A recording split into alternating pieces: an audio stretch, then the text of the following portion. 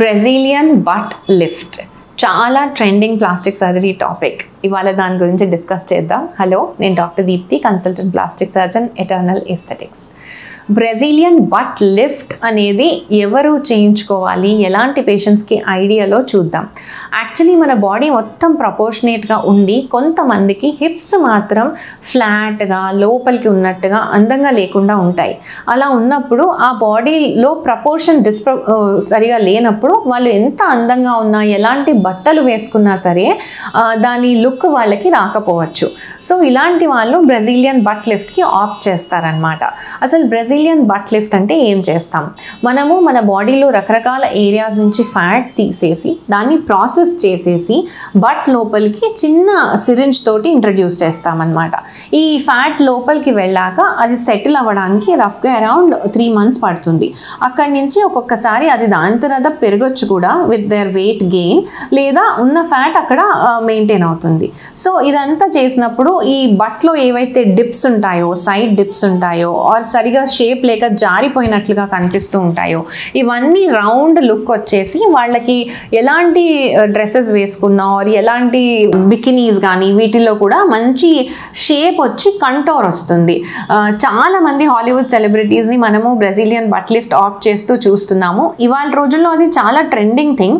And specially ఈ కాకేషియన్ community అంటే ఈ వైట్స్లో బట్ అనేది వెల్ రౌండెడ్ ఉండదు కాబట్టి వాళ్ళకి చాలా ట్రెండింగ్ సర్జరీ అనమాట ఇది.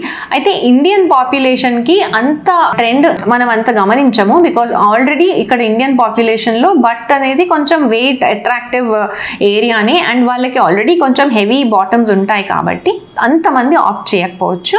బట్ ఒకవేళ బట్ జారినట్టుగా కానీ అలాంటి లుక్ ఉన్నప్పుడు ఏజ్ తోటి వాళ్ళకి కొంచెం పైన ఏరియా ఫిల్ చేసుకుంటే కనుక వెల్ లిఫ్టెడ్గా, రౌండెడ్గా, ప్రపోర్షనేట్గా బాడీ కనిపిస్తుంది.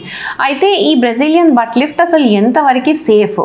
బ్రెజిలియన్ బట్ లిఫ్ట్ సేఫ్టీ గురించి కాంట్రవర్సీస్ ఖచ్చితంగా ఉన్నాయి. ఇది ఖచ్చితంగా సేఫే, కాకపోతే చేసే వాళ్ళ టెక్నిక్స్ని బట్టి, చేసే పరిస్థితులను బట్టి కూడా దాని సేఫ్టీ రిలే అవుతుంది. ఫ్యాట్ ఎంబాలిజం అని ఇలాంటి కొన్ని చిన్న చిన్న కాంప్లికేషన్స్ ఉన్నాయి దీంతో. 1-2 రికార్డ్ కూడా అయ్యాయి ఇన్ వెస్టర్న్ కంట్రీస్. సో ఆ చేసే టెక్నిక్లో ఏమైనా చిన్న చిన్న చేంజెస్ ఉన్నా కానీ కొన్ని అన్ఫార్చునేట్ ఇన్సిడెంట్స్లో అలా జరగచ్చు. అయితే ఎక్కువ ఓవర్గా ఫ్యాట్ ఫిల్ చేయకుండా, చేసేటప్పుడు ఎక్కువ బ్లడ్ లాస్ లేకుండా ఆర్ చేసే పర్సన్ ఎక్కువ ఇన్ఫెక్షన్స్ తీసుకురాకుండా జాగ్రత్తగా చేసుకుంటే కనుక చాలా మంచి రిజల్ట్ ఉంటుంది. అండ్ లుక్ అనేది కూడా బాడీ మీద మంచి చేంజ్ వస్తుంది అనమాట. డ్రెస్సెస్ అవి వేసుకున్నప్పుడు మీకు చాలా డిఫరెంట్గా కనిపిస్తుంది. ఈ సర్జరీ మూలాన పెద్ద మీకు అదేం బెడ్ రెస్ట్ కోసం కానీ ఆర్ ఇట్లా ఏం అవసరం ఉండదు. యూజువలీ సర్జరీ చేయించుకోవడం అనేది day care surgery. Next day మీరు ఆ రోజు ఈవినింగ్ అయినా హాస్పిటల్ నుంచి వెళ్ళిపోవచ్చు. అయితే దీంట్లో ఒక ఇంపార్టెంట్ కేర్ ఏంటంటే ఒక 3 months వరకు ఏదైతే మనం ఫ్యాట్ డిపాజిట్ చేసామో ఆ ఫ్యాట్ అక్కడ ప్రాపర్గా కూర్చునే వరకు కూడా మీరు ఎక్కువగా కూర్చునే పనులు చేయకూడదు, దాని మీద ప్రెషర్ పడకూడదు. సో ఒక రింగ్ పిల్లో కానీ ఇలాంటిది ఏమైనా కొనుక్కొని ఆ రింగ్ పిల్లో సపోర్ట్ తీసుకొని దాంట్లోపల కూర్చోమని చెప్తాం. ఓవర్గా యాక్టివిటీస్ చేయడం, ఫ్యాట్ ట్రాన్స్ఫర్ బ్రెజిలియన్ బట్ అనే కాదు ఇంకా ఏ కేసెస్లో అయినా ఫ్యాట్ ట్రాన్స్ఫర్లో అయినా సరే ఎక్కువగా యాక్టివిటీస్ చేస్తే కనుక ఈ ఫ్యాట్ ఏదైతే ట్రాన్స్ఫర్ చేసామో అది చచ్చిపోతుంది.